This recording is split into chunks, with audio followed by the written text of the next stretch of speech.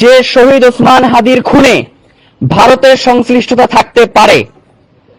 মমতা বন্দ্যোপাধ্যায়ের বক্তব্যের মধ্য দিয়ে আজকে এটা অত্যন্ত সুস্পষ্ট বিষয় যে শহীদ ওসমান হাদির খুনের সাথে ভারত এবং তার গোয়েন্দা সংস্থা রয়ের প্রত্যক্ষ জড়িত থাকার প্রমাণ রয়েছে। আমার মাথায় একটা জিনিস ধরে না, এই জুলাই মঞ্চ, ইনকেলাব মঞ্চ সবাই মমতা ব্যানার্জির বক্তব্য নিয়ে ব্যস্ত হয়ে গেছে, এটাকে হাইলাইট করতেছে।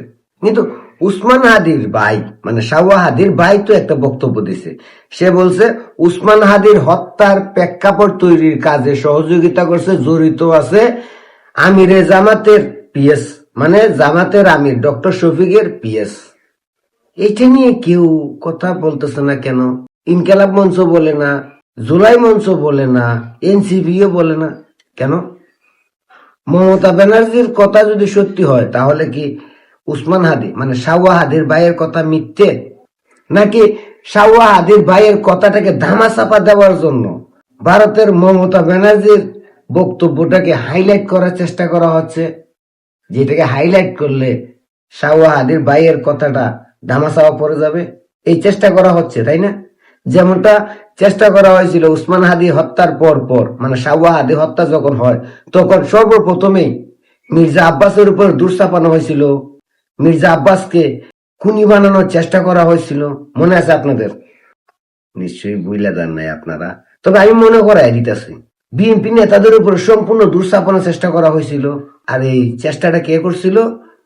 শিবিরের নেতা সাদিক কায়েম সর্বপ্রথমে মির্জা আব্বাসের উপর দোষটা চাপাইয়া দেয়, বিএনপির উপর চাপাইয়া দেয়। তারপরে যখন প্রকাশ্যে আসতে শুরু করলো সত্য ঘটনা, তখন চুপচাপ হয়ে গেল। ঠিক এইভাবেই এখন মমতা ব্যানার্জি বক্তব্যটাকে সামনে আইনা উসমান হাদির ভাইয়ের মানে শাওয়া হাদির ভাইয়ের বক্তব্যটাকে দামাচাপা দেওয়ার চেষ্টা করা হচ্ছে। কারণ মমতা ব্যানার্জি যদি সত্যি কথা বলে থাকে তাহলে কি শাওয়া হাদির ভাই মিথ্যা কথা বলছে? কারটা সত্য, ভারতের মমতা ব্যানার্জি নাকি আপন ভাইয়ের কথা? আপনাদের মনে আছে উসমান হাদি হত্যার পর উসমান হাদির ভাইকে যুক্তরাষ্ট্রের হাই কমিশনারের চাকরি দিছিল ইউনূস। কেন দিছিল? কোটি টাকা দিয়ে খুশি করছিল। কেন করছিল? শাওয়া হাদির ভাই তার মুখ বন্ধ রাখার জন্য, তাই না? আর এখন সে মুখ কইরা ফেলছে, তার বক্তব্যটাকে ধামাচাপা দেওয়ার জন্য ভারতের মমতা ব্যানার্জি বক্তব্যটাকে হাইলাইট করতেছে বাংলাদেশের মিডিয়া, জুলাই মঞ্চ, ইনকেলাব মঞ্চ, এনসিপির নেতারা।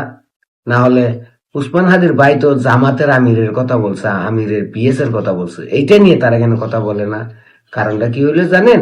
এই উসমান হাদি মানে শাওয়া হাদির হত্যার পিছনের মেন কারিগরি হইল জামাত, শিবির, ইনকেলাব মঞ্চ, জুলাই মঞ্চ আর এনসিপি, আর বড় মাস্টার মাইন্ড সুৎকুর ইউনূস। কারণ উসমান হাদি হত্যার পর এরাই উসমান হাদি ব্যবসা শুরু করছে, উসমান হাদি রাজনীতি শুরু করছে, এরাই উসমান হাদিকে ব্যবহার করে রাজনীতিতে সবচেয়ে বেশি ফায়দা নিছে, এরাই উসমান হাদি মানে শাওয়া হাদিরে ব্যবহার করে সাধারণ মানুষের সিম্পিটি নেওয়ার চেষ্টা করছে। কারণ এরাই প্ল্যান করে হত্যা করছে, আর এটা স্বীকার করে ফেলছে এখন শাওয়া হাদির ভাই। এখন আমার অনুরোধ হলো বর্তমান সরকারের কাছে, এই শাওয়া হাদির বাইরে যে যুক্তরাষ্ট্র হাই কমিশনারের চাকরি দিছে ওই চাকরি বাদ দিয়া এর দেশে আইনা এর ডিম থেরাপি দিয়া এর ভিতরে আরো কি কি সত্য আছে ওগুলো বার করা উচিত। আমি বর্তমান সরকারের কাছে অনুরোধ করব, এর দেশে নিয়ে আসেন। এর যখন ডিম থেরাপি দিবেন তখনই বের হয়ে আসবে আসল সত্য। কারণ এ জানে এর বাইরে হত্যা করার বিনিময়ে 1 কোটি টাকা পাইছে, যুক্তরাষ্ট্র হাই কমিশনার চাকরি পাইছে, আরো অনেক সুযোগ সুবিধা পাইছে। তাই এই শাওয়া হাদির বাইরে যদি দইরে আনা যায়, ডিম থেরাপি দেওয়া যায়, তাহলে যত সত্য আছে সব বেরিয়ে আসবে।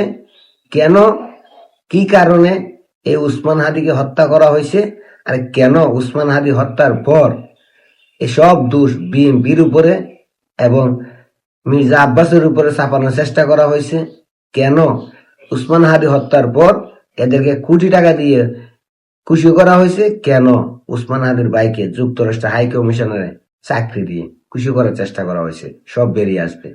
তাই এখন সবচেয়ে বড় কাজ শাওয়া হাদির ভাইকে দইরে আইনা ডিম থেরাপি দিয়ে সব সত্য বার করা।